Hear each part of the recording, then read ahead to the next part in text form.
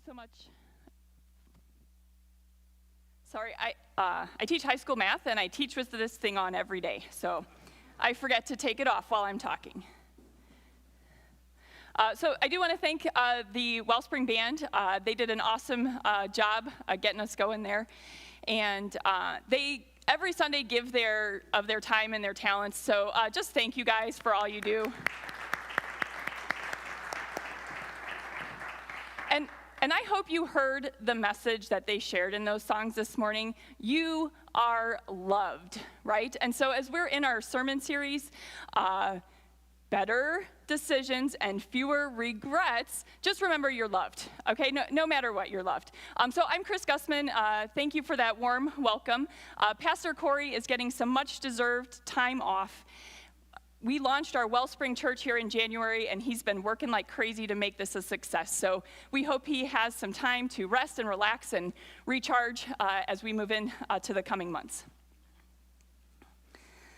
So I wanted to share a little bit more about me. I shared that I'm a math teacher, and I know when I just shared that, some of you groaned. I could hear it, that inaudible groan. And I know lots of people don't love math the way I love math, and that's okay. That's okay. I love to read too, so maybe I can connect with you in that area. So my husband Jason and I have been married for 19 years in June. So that is super exciting. Definitely challenges there in married life, as you guys know who are married. But we also have two girls. So when my kids were little, parenting was like wild animal training. I don't know if you guys with little ones here today or at home feel that way, but it was wild animal training. And so we're starting to see the rewards of that hard work as our youngest is 14 and our oldest is almost 17 in May. So those of you kind of know right where we're at with that. So definitely still challenging times, but they're less wild. They're starting to kind of benefit from that training from when they were younger.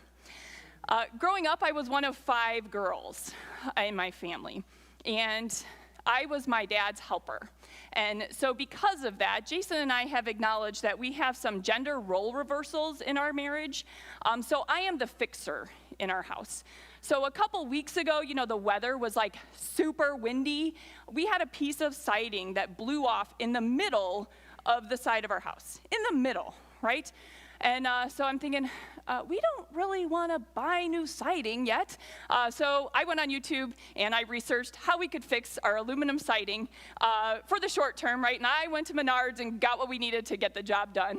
I was up on the highest ladder fixing that. So I'm hoping by sharing a little bit of who I am, we can find some way to connect this morning that we have more in common than maybe we have different. But even if something in that doesn't resonate with you, we are all children of God. And that is common ground that we come to today as we continue our sermon series on better decisions and fewer regrets. As I was beginning to prepare for this, before I really even had the material, but I knew the topic, I sat down and thought, do I have regrets? I was like, no, I don't have regrets. All of my decisions, good and bad, have led me to who I am today, and they have made me the woman I am. Do I regret any of that? No. But as I was really honest with myself, right, that was our first question that we looked at. As I was honest with myself, really, I realized that I have secret chapters in the story. Do you have secret chapters in your story? Yeah, and so that was our second question. What story do I want to tell, right? So I do have regrets because I have secret chapters that probably only a few know are part of my story. And so as I was reflecting on that, those secret chapters, they bring up these emotions of feeling ashamed, feeling embarrassed, that I disappointed my family, that I disappointed myself, that I really made some regretful choices. And over the years, I have come to peace with those regrets. They're in the past and I cannot change them. But through prayer and confession and trusting in a God who forgives me, I can have peace and I can move forward and he can use me to do his work in this world. you may have some of those same emotions that have surfaced, or maybe me sharing have brought them to the surface. But know, if you haven't come to peace, you can find peace, because we cannot go back and change. We can only stay forward focused as we try to make better decisions that lead to fewer regrets.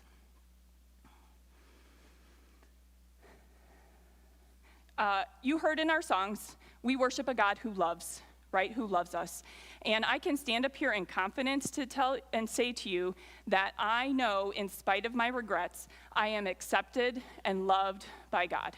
That those regrets do not affect how he loves me. And ultimately, they don't affect your regrets don't affect how he loves you. And as our community, they also don't affect how we can love each other, because we love each other in that same love that God gives us. But after all, I think regret is actually a normal part of life, because notice the title of our sermon series is not Perfect Decisions and No Regrets, right? We cannot live a life without regrets. Our goal moving forward with our story that we want to tell is to make fewer regrets. And those of you who are the youngest in the room, you have lots of time to have fewer regrets, right? Some of us older people, we are learning stuff we wish we would have known back then. So I'm going to read to you here from Romans. This is the Apostle John. He says, "I do not understand what I do. For what I want to do, I do not do. But what I hate, I do." Does that sound like regret? Let's listen again. "I do not understand what I do. For what I want to do, I do not do. But what I hate, I do." Yeah, right? And this was the Apostle John. This is 2,000 years ago time, right? So this has been happening forever. We are human. We are fallen. We are broken, right? And so that's why this time here is not necessarily to make us feel bad about the choices we've made, but to use that power, that information, the questions, to move forward and make better decisions. So as I continued to prepare for today, and I finally got to our question of the day, I didn't yet have the book that our series is kind of based off of. So I went to YouTube, because I thought, there's everything on YouTube. So I went to YouTube and I searched, and sure enough, Andy Stanley has done a video series that goes along with his book. So I started watching on my iPad. I sat down in the chair in my room and hit play on the intro video. And I got, 5 minutes into his introduction about better decisions, fewer regrets, and hit pause. I need a snack while I watch, right? So I went downstairs to the pantry and I opened it up, and there on the top shelf is a bag of white cheddar puffed corn. So Lainey, our 14-year-old, took that every single day forever, and then one day she decides, I don't want that anymore. You know how that goes, right? So at one time we had 3 bags up there, but we were down to 1, because that's a really yummy snack. So I grabbed the bag, opened it up, and took it upstairs with me. And those of you know, probably I should have poured it in a bowl, right? That's what you're supposed to do. But I didn't. I just took the bag up there and went back to Andy Stanley talking to me about regrets. And so I'm sitting there watching on my iPad, and the way the sun is coming in my window, I can see my reflection in the iPad while I am shoving puffed corn in my face. Okay? Maybe you know exactly this feeling. And so at first I was like, it's okay. It tastes really good. Oh, this salty snack, it's so yummy. And the crunch, oh, I just love it. And so I kept going, and then I kept telling myself, yeah, it's okay, you can have more, it's okay. Because there was this voice in my head telling me I should stop what I was doing. But I kept on going, and it really got to the point where I was like, Andy Stanley, you are not going to make me regret eating this whole bag, right? And I'm only on the introduction. So I stopped with 8 pieces left in the bottom, so I could say I didn't eat the whole bag there. Which leads us to our third question. Our third question is there attention that needs our attention? Is there attention that deserves our attention? And this is really the conscience question, right?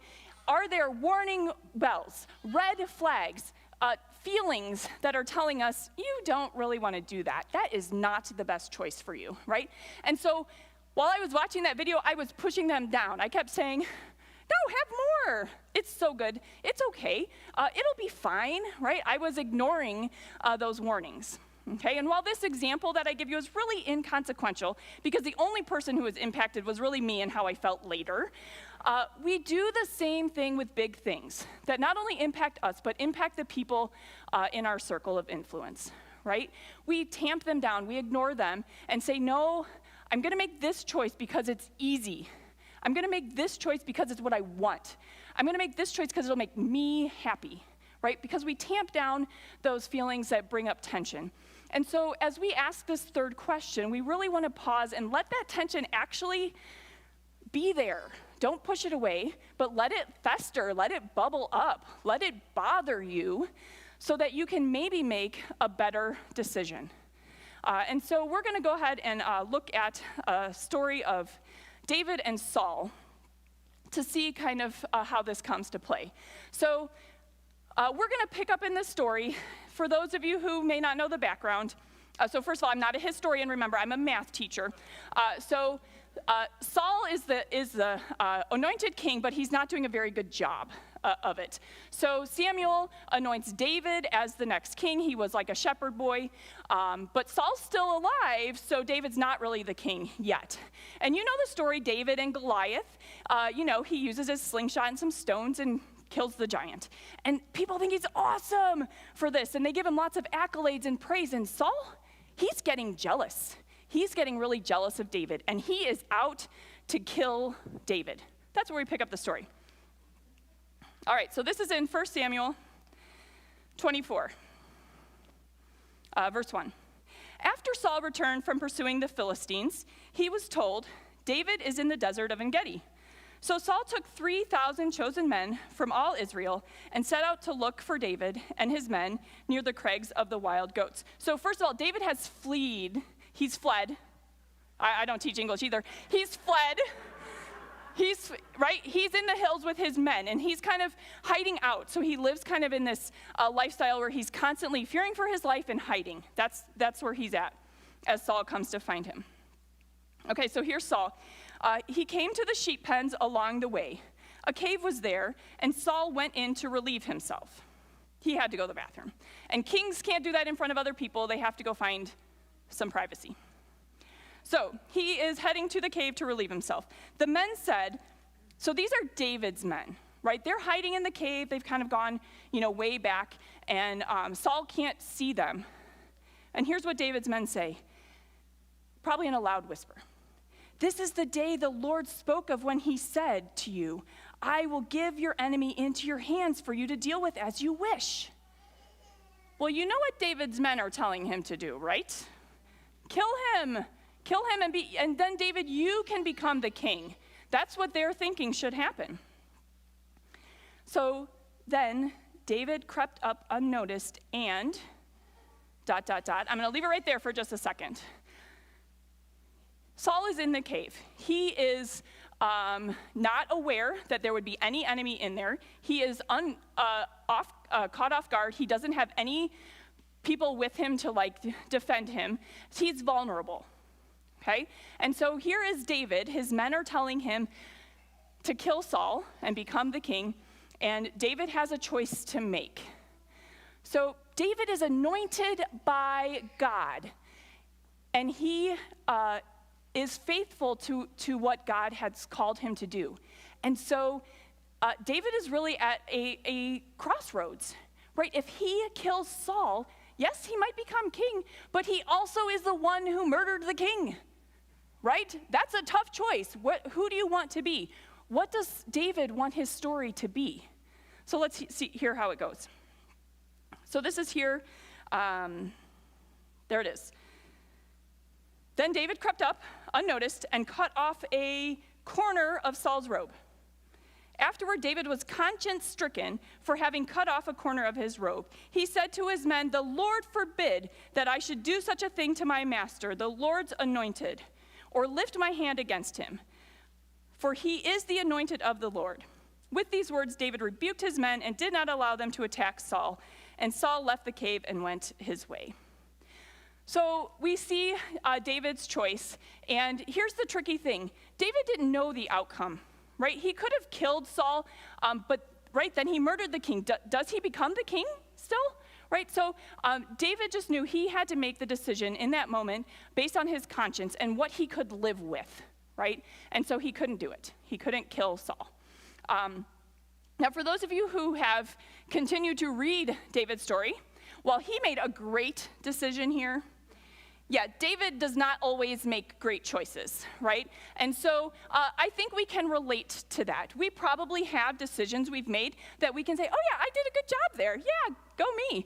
And then we have those secret chapters of our story where we didn't get it right? And I think that brings us full circle to where we started today, in that regret is a part of our lives, and our goal is to just have fewer of them. Again, staying forward focused. So, sorry. We don't have to live in those regrets, right? We can move forward from those. And so I'm going to go ahead and share here back to Romans. So this is a little bit after John told us about how what we hate, we do. So this is Romans 8:28, and you might be very familiar with this. And we know that in all things, God works for the good of those who love him, who have been called according to his purpose. And remember, I told you in the beginning, you are loved. We heard that through those songs that we sang. And we know that in all things, God works for the good of those who love him, who have been called according to his purpose. So I read at one point a different take on that, and I wanted to share that with you today. It's in this book by Max Lucado called He Chose the Nails. And as he's talking through this, it's really about tragedy in our life. But I think after we get to the end of it, we can replace that tragedy with regret. Possibly those often go hand in hand. So at this point in the book where I'm going to read this, it's really about the Easter story. And so John is feeling really sad. The Apostle John is feeling really sad about Jesus' death. And so that's kind of where that's at. It says here, the Bible says that in everything God works for the good of those who love him. But before we close this chapter, do this simple exercise. Remove the word everything and replace it with the symbol of your tragedy or your regret. For the Apostle John, the verse would read, in burial clothing, God works for the good of those who love him. For Raphael, which we did not hear his story, but he was a pastor who was attacked and had physical scars. It says here, for Raphael, it would read, in scars, God works for the good of those who love him. How would Romans 8:28 read in your life? In hospital stays, God works for the good.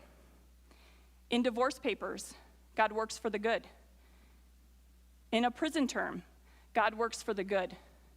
If God can change John's life through a tragedy, could it be he will use tragedy to change yours?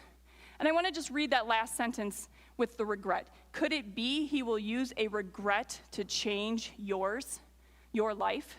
And so that is the awesomeness that we have as Christians. We do not have to let our regrets define us. We can repent, confess, receive forgiveness, and God, who has this amazing power, can take those regrets and use them for our good. So let's read that one more time. In regrets, God works for the good of those who love him and who are called according to his purpose. And so just to kind of wrap things up, right? Our series is on this idea of pausing when we are making decisions to give ourselves time to ask some questions. Number one, am I being honest with myself, right? I don't know why, but I forgot it all of a sudden. Am I being honest with myself? Really? Am I really being honest with myself? What story do I want to tell? That is really forward focused, right? We have to think about long term. And is there a tension that needs my attention? Is there something that is causing me to feel uneasy? And here's the thing. Sometimes with this pause, we're not talking that you have days to decide the answers to these questions. Sometimes the pause happens quickly. The decisions have to be made relatively quickly. So by having the questions as part of our decision-making process, we can recall them quickly to make a good choice. However, right, we know the reality. We can't do it right all the time. and God knows that and is waiting there for us to lean in and confess when we make mistakes, and he is there to listen. So one last thing to add on to these questions is don't just ask yourself, ask God. God, am I being honest with myself? Reveal to me the truth. God, what story do I want to tell? What's your story that I want to tell? Is there a tension that deserves my attention? God, reveal to me what I am ignoring, right? So I invite you to kind of think about that as you make your decisions. So the last thing that I wanted to leave you with was the lyrics to a song I heard on the way to work. So I listened to WBGL, a Christian radio station, and this was actually, as I was preparing for today, I heard this and I was like, oh my gosh, that's it. So here's what I'm going to leave you with. This is a song called Through It All by Colton Dixon. There are days I've taken more than I can give, and there are choices that I made that I wouldn't make again. I've had my share of laughter, of tears and troubled times. This has been the story of my life. I have won and I have lost. I got it right sometimes, but sometimes I did not. Life has been a journey. I've seen joy, I've seen regret. Oh, and you have been my God through all of it. Will you pray with me? Dear Father, Son, and Spirit, thank you for this opportunity to come together today and worship you and hear about your love that you have for us, to learn how we can make better decisions and have fewer regrets as we write our future story. And we just thank you that you are a loving and forgiving God, and that you know that we are not going to get it right all the time, and that you are there with us through it all. Because without you, we just would fall on our faces and make a mess of things, but you can redeem all situations, and so we just place that trust in you this morning. Please be our guide as we move forward to make decisions in our life, that we might make choices that honor you in all we do. And all God's people said, amen.